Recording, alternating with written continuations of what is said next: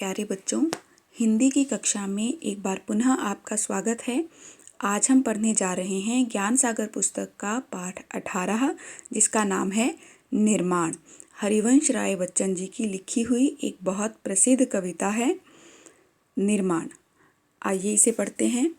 नीड़ का निर्माण फिर नेह का आह्वान फिर वह उठी आंधी की नभ में छा गया सहसा अंधेरा। धूली धूसर बादलों ने भूमि को इस भांति घेरा। रात सा दिन हो गया फिर रात आई और काली।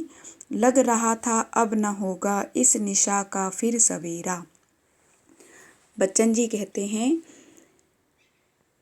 कि आसमान में आंधी इतनी भयानक उठी कि अचानक जो है चारों ओर अंधेरा छा गया।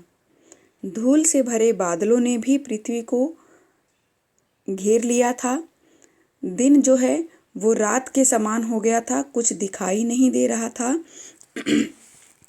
और जो रात हुई तो वो और दिनों से गहरी और काली थी।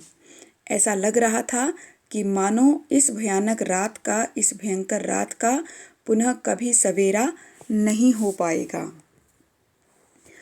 रात के उत्पात भय से भीत जन जन भीत कण कण। किंतु प्राची से उषा की मोहिनी मुस्कान फिर नीड़ का निर्माण फिर नेह का आह्वान फिर। आंधी के कारण जो है दिन रात के समान हो गया था। रात और भी भयंकर और काली प्रतीत हो रही थी। ऐसा लग रहा था मानो ये रात कभी सुबह में नहीं बदलेगी। और रात्रि को जो भयंकर उत्पात मचा, उत्पात होता है उथल पुथल। आंधी आने के बाद क्या होता है, पेड़ टूट जाते हैं, मतलब चीज़ें अस्त व्यस्त हो जाती हैं। तो रात को भयंकर आंधी के कारण जो उत्पात मचा उससे जो है प्रत्येक व्यक्ति डर गया। सृष्टि का हर कण कण मानो उससे भयभीत हो गया था। लेकिन फिर भी पूर्व दिशा से जो है सुबह का सूर्य उदय होता है और ऐसे लगता है अपनी मधुर मुस्कान से जो है हमारे भय को कम करने का प्रयास वो कर रहा हो। इसके साथ साथ हमें प्रेरित कर रहा हो कि नीड़ का निर्माण फिर नेह का आह्वान फिर। नीड़ होता है घोंसला। भयंकर आंधी से पक्षियों के घोंसले टूट जाते हैं, लेकिन वो उस पर विलाप नहीं करते हैं। जैसे ही आंधी रुक जाती है वह पुनः जो है अपने घोंसले के निर्माण में जुट जाते हैं और उनके चहचहाट जो है वो पहले की तरह ही मधुर होती है। तो जैसे ही उस भयानक रात के बाद सुबह होती है उसी समय पक्षी जो है अपने घोंसलों के निर्माण में पुनः जुट जाते हैं और पुनः जो है मधुर गान शुरू कर देते हैं। वह चले झोंके की कांपे भीम काया वान भूधर। जड़ समेत उखड़ पुखड़ कर गिर पड़े टूटे विटप वर।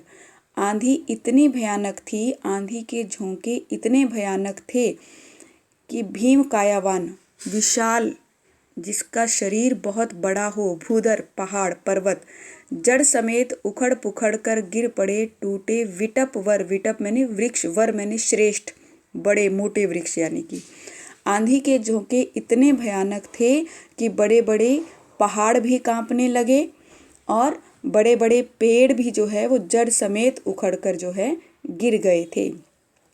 हाय तिनकों से विनिर्मित घोंसलों पर क्या न बीती। डगमगाए जब की कंकड़ ईंट पत्थर के महल पर। आंधी इतनी भयानक थी कि उनसे जो है ईंट कंकड़ पत्थर से निर्मित बड़े बड़े महल और घर भी डगमगाने लगे।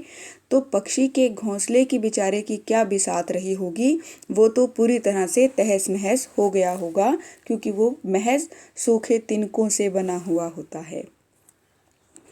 बोल आशा के विहंगम किस जगह पर तू छिपा था। विहंगम पक्षी जो गगन पर चढ़ उठाता गर्व से निज तान फिर। तान पक्षी के गीत को कहा गया है जो एक सुर में वो गाता है।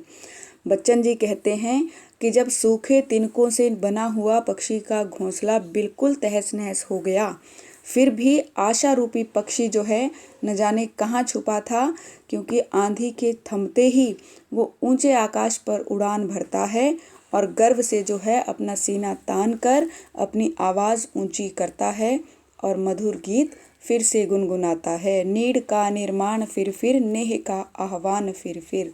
वह पुनः जो है अपने घोंसले के निर्माण में जुटा है और अपने मधुर गीत जो है फिर से गुनगुना रहा है।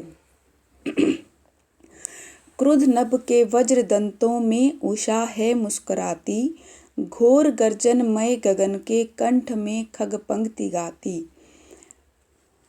क्रुद्ध क्रोधित, नभ आसमान, वज्र दंत, वज्र तो वैसे कठोर जो चीज़ होती है उसके लिए हम प्रयोग करते हैं। तो आसमान जो है जब बहुत क्रुद्ध नज़र आता है, उसमें काले बादल छाए होते हैं, बहुत घना अंधेरा होता है, तब भी उषा है मुस्कुराती, तब भी सुबह होती है। घोर गर्जनमय गगन के कंठ में खग पंक्ति गाती। आकाश में जब भयंकर गर्जना हो रही होती है, डराने वाली गर्जना हो रही होती है, उस समय भी पक्षियों की जो पंक्ति है, पक्षियों का जो समूह है, वो मधुर गीत गाता रहता है, उनकी चहचहाहट सुनाई देती है।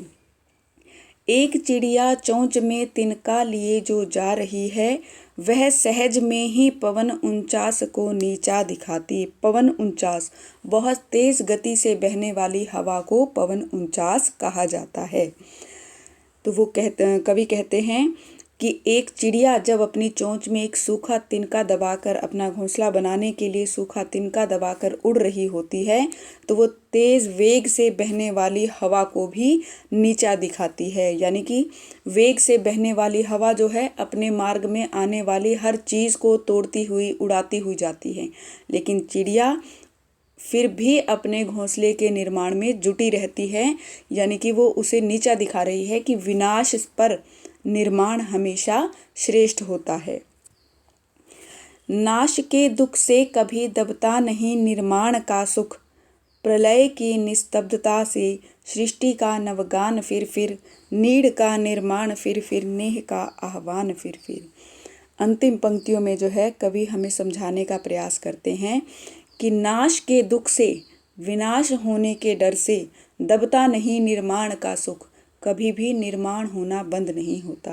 हमें पता है कि हर चीज़ का विनाश, हर चीज़ का अंत निश्चित है, लेकिन फिर भी हम नव निर्माण, नई वस्तुओं का निर्माण करना बंद नहीं करते। नई वस्तुओं के निर्माण में जो हमें सुख मिलता है वो विनाश के दुख से बड़ा होता है। प्रलय की निस्तब्धता से सृष्टि का नवगान फिर।